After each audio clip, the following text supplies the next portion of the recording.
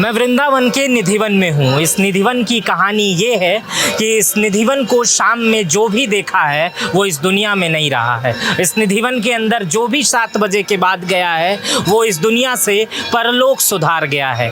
यहाँ पर कृष्ण हर रोज आते हैं, राधा रानी रोज आती हैं और रास रचाती हैं। यहाँ जो वृक्ष आप देख रहे हैं ये रात में गोपियों का रूप धारण कर लेती हैं और ये वृक्ष रात में गोपियाँ बन जाती हैं।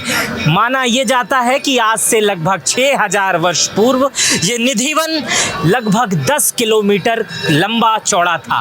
भगवान श्री कृष्ण यहीं पर अपनी गैया चराते थे और यहीं में इसी निधिवन में गोपियों के संग रास रचाते थे।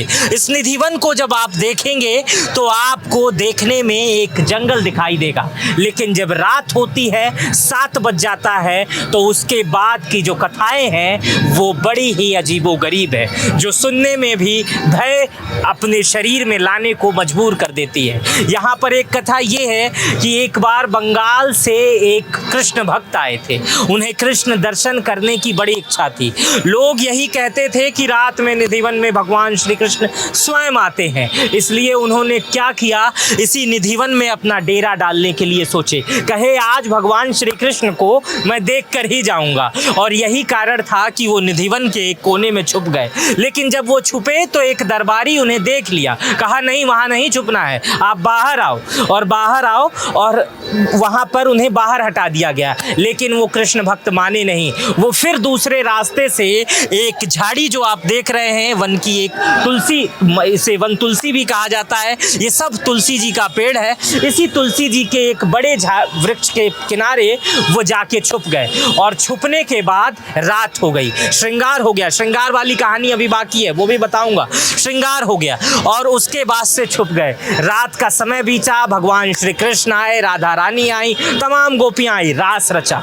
और जब सुबह निधिवन का दरवाजा खोला गया तो वो कृष्ण भक्त मिला, लेकिन उसके मुंह से झाग आ रहा था। वो बंगाली थे, उन्हें अस्पताल में भर्ती कराया गया, कलयुग के अस्पताल में भर्ती कराया गया। और भर्ती कराने के बाद 3-4 दिन बाद जब उन्हें होश आया तो वो बोलने में असमर्थ थे, चीज़ों उन्हें कुछ बोल नहीं पा रहे थे। यही कहा जाता है कि इस निधिवन में जो भी जाता है उसकी जुबान खत्म हो जाती है, वो देख नहीं सकता है। और उनके साथ ऐसा ही हुआ, वो बोल नहीं पा रहे थे, लेकिन उन्होंने कागज कलम मंगाया और कहा कि कुछ लिख के मैं देता हूँ। वो लिख के दिए और उसमें लिखा हुआ था बंगाली भाषा में कि मुझे भगवान श्री कृष्ण के रात में दर्शन हो गए, अब मुझे इस दुनिया में रहने का कोई कारण नहीं बनता है। उसके बाद से अगले ही दिन उनकी मृत्यु हो गई, और उनके बाद उनकी समाधि को इसी निधिवन में ले जाके उनकी समाधि बना दी गई। उनका वो पत्र और उनकी समाधि इसी निधिवन में आज भी मौजूद है। जब आप वृंदावन घूमने आएंगे तो आपको उनकी समाधि और वो पत्र दोनों दिखाया जाएगा या दिख भी जाएगा। इसी निधिवन को लेकर एक कहानियाँ और भी हैं, कहानियाँ नहीं ये सत्य घटनाएं और भी हैं। इसी निधिवन में एक श्रृंगार कक्ष है जिसे श्रृंगार महल भी कहते हैं। उस श्रृंगार महल में भगवान श्री कृष्ण का रोज श्रृंगार का सामान रखा जाता है। रोज एक तकिया बिछाई जाती है, एक चद्दर बिछाया जाता है, एक बढ़िया से पलंग पे खाट बिठाई जाती है, और उस पे फूल बिखेरे जाते हैं। खाने के लिए भोजन, फल, मिष्ठान रखे जाते हैं, दतवन रखा जाता है, फूल रखे जाते हैं। और जब रात हो जाती है, शाम की आरती हो जाती है, शाम थोड़ी ही देर में यहाँ पर होने वाली है, और उसके बाद से उन दरवाज़ों को बंद कर दिया जाता है। और जब सुबह पुजारी दरवाज़ा खोलता है तो वहाँ पर बिस्तर जो है वो चिंगुड़ा हुआ मिलता है, सामान सारे यूज़ किए हुए मिलते हैं, दातुन कूचा हुआ मिलता है, और सभी चीज़ें बिखरी हुई मिलती है। लोग कहते हैं कि भगवान श्री कृष्ण और राधा रानी आए थे, बैठे थे, इसलिए सभी वस्तुओं में सिकुड़न आ गई।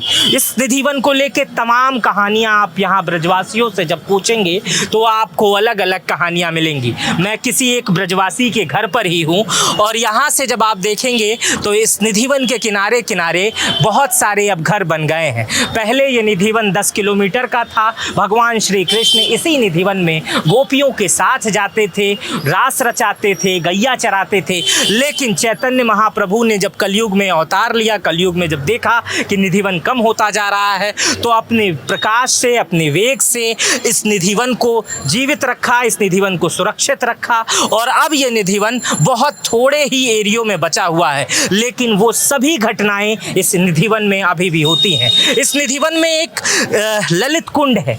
जब आप जाएंगे इस निधिवन में तो वो ललित कुंड भी आपको दिखाई देगा।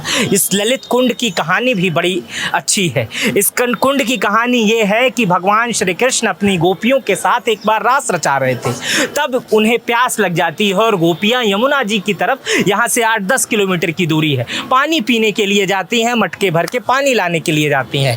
तब क्या होता है, राधा जी कहती हैं कि ये इतने दूर जा रहे हैं। तब भगवान श्री कृष्ण अपनी बांसुरी से एक कुआं खोद देते हैं। उसी का नाम ललित कुंड है। ललित कुंड आज भी मौजूद है, ललित कुंड आज भी मौजूद है।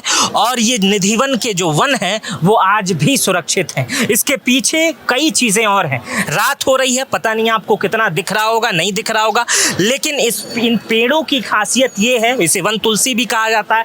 आपके घर में जो तुलसी लगती हैं वो श्यामा तुलसी होती हैं और एक शादी वाली रामा तुलसी होती हैं, 2 तुलसी होती हैं। लेकिन यहाँ पर जो तुलसी हैं वो वन तुलसी हैं। और ये तुलसी, आप जब इन तुलसी के पेड़ों को जब यहाँ पर महसूस करेंगे तो सभी तुलसी की वृक्ष इतने पुराने हैं कि वो नीचे से एकदम सूख गए हैं, लेकिन ऊपर इनके हरियाली है। जब आप इन तुलसी के पेड़ों को देखेंगे तो कभी भी ऐसा पेड़ आपने नहीं देखा होगा कि जो नीचे से सूख चुका हो, टूट चुका हो, लेकिन ऊपर से बिल्कुल हरा भरा हो। निधिवन की अपनी तमाम कहानियां हैं। आप जब देखेंगे तो यहाँ चारों तरफ आपको बंदर दिखाई देंगे, लेकिन शाम होने के बाद, रात होने के बाद यहाँ के लोकल लोग बताते हैं कि इस निधिवन में बंदर भी नहीं दिखते हैं, बंदर भी नहीं जाते हैं, कोई नहीं जाता है। और तो और इस निधिवन के किनारे किनारे जितने भी घर हैं, ये इन घरों को आप देखिए, ये इन सभी घरों पे खिड़कियां हैं, लेकिन ये खिड़कियां रात में 7:30 बजे के बाद बंद कर दी जाती हैं, ताकि निधिवन की तरफ कोई भूल कर भी देख न सके, कोई भूल कर भी भगवान श्री कृष्ण की रासलीला देख न सके। ऐसा प्रतिबंधित भी है और ऐसा करना भगवान के हिसाब से भी वर्जित है, क्योंकि जिसने भी भगवान को देखा है वो इस दुनिया में नहीं रहा है। तो आप अगर वृंदावन कभी आ रहे हों तो एक बार निधिवन जरूर आइएगा और यहाँ कुछ समय गुजारिएगा, यहाँ के लोगों से मिलिएगा, भगवान श्री कृष्ण आपको स्वयं मिल जाएंगे। मेरा नाम मित्र प्रकाश है। अगर आप ये वीडियो कहीं पर भी देख रहे थे तो कमेंट करके बताइएगा कि कहाँ से देख रहे हैं, और आप निधिवन आए हैं तो ज़रूर बताइएगा। अपना बेहद ख्याल रखिएगा। बहुत बहुत शुक्रिया।